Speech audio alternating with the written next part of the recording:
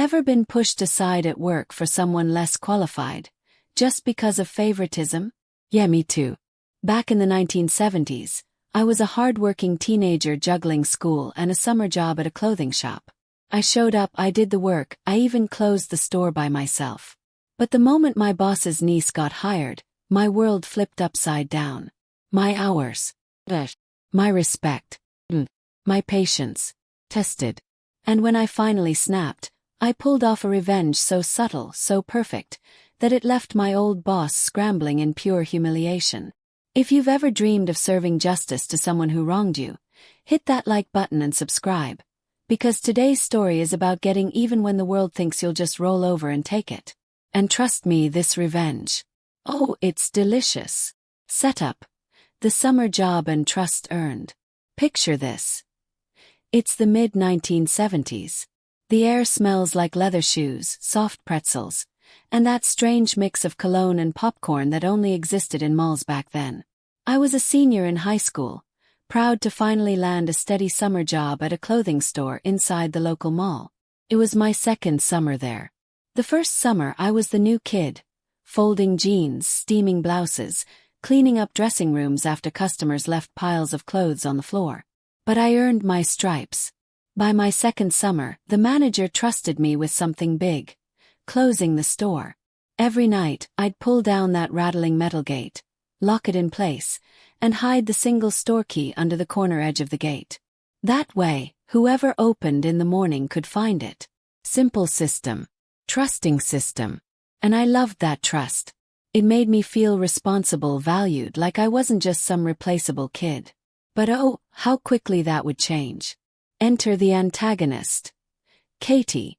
One sticky summer morning, the manager walks in with a girl around my age. He beams like he's introducing royalty. This is my niece, Katie. She'll be working with us now. Now, Katie wasn't terrible, at first. She had that effortless smile, bouncy hair, and the confidence of someone who's never had to prove herself. She didn't fold shirts neatly, didn't know the difference between stock numbers, and spent more time chatting with cute guys in the store than helping customers. But she was family. And family apparently outranked experience.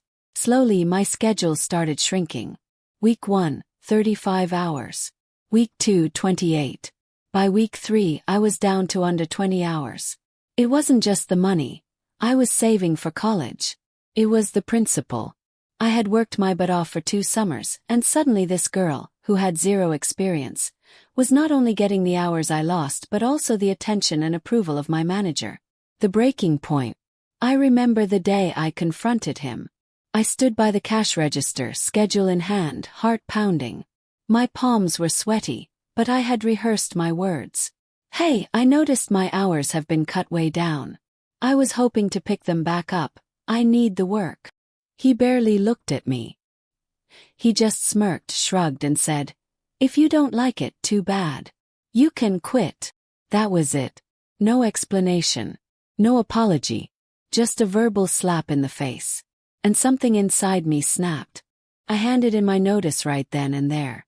Walked out with my head held high, even though inside I was furious. But quitting wasn't enough.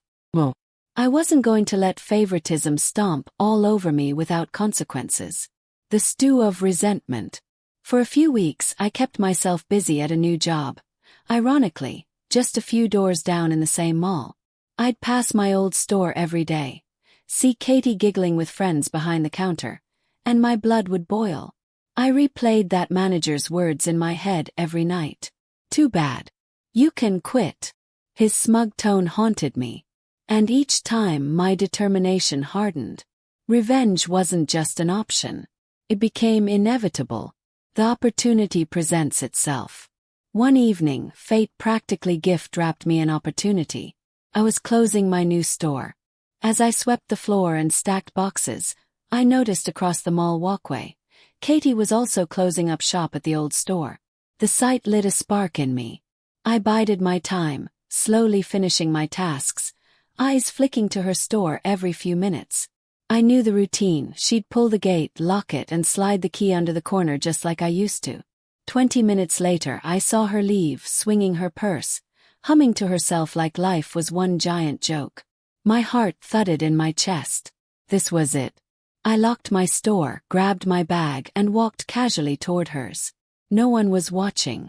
The mall was quiet, lights dimming, janitors somewhere in the distance. And there it was, the key, nestled under the gate, right where I knew it would be. The execution. I didn't hesitate. My hand shot out, scooped up the key, and before my brain could second-guess me, I tucked it into my pocket. But stealing it wasn't enough. I had to make sure it never saw the light of day again. So, as I strolled toward the exit, my eyes landed on a trash can just outside the mall doors. I slowed down, glanced around, then in one smooth motion, dropped the key into the garbage. Forever. And the rush of adrenaline. Unbelievable.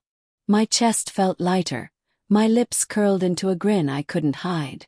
For once, I wasn't the powerless employee getting stepped on. I was in control. The fallout.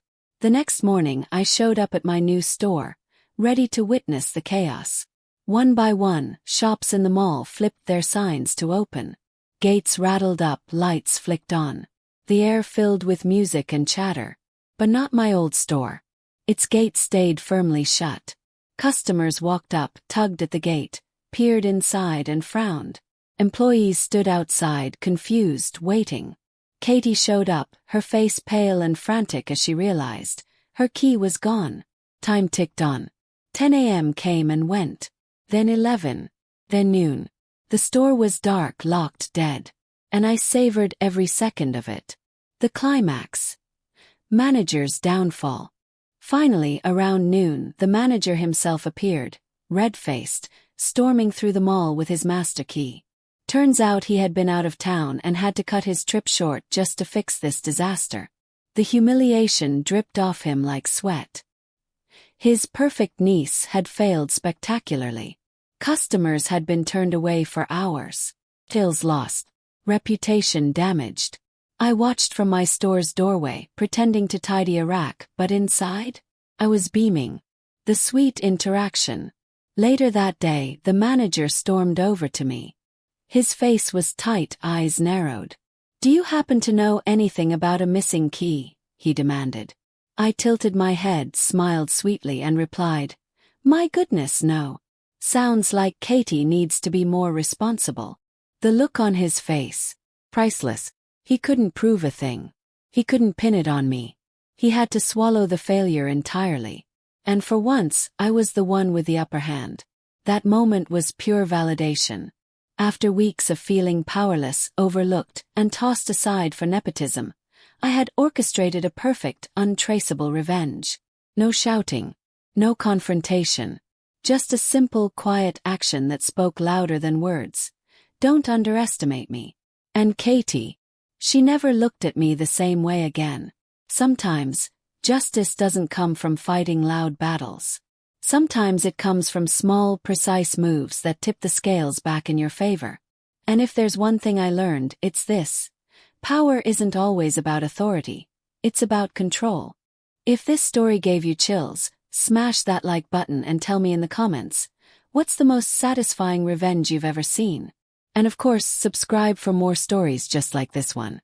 Because trust me, karma always finds a way.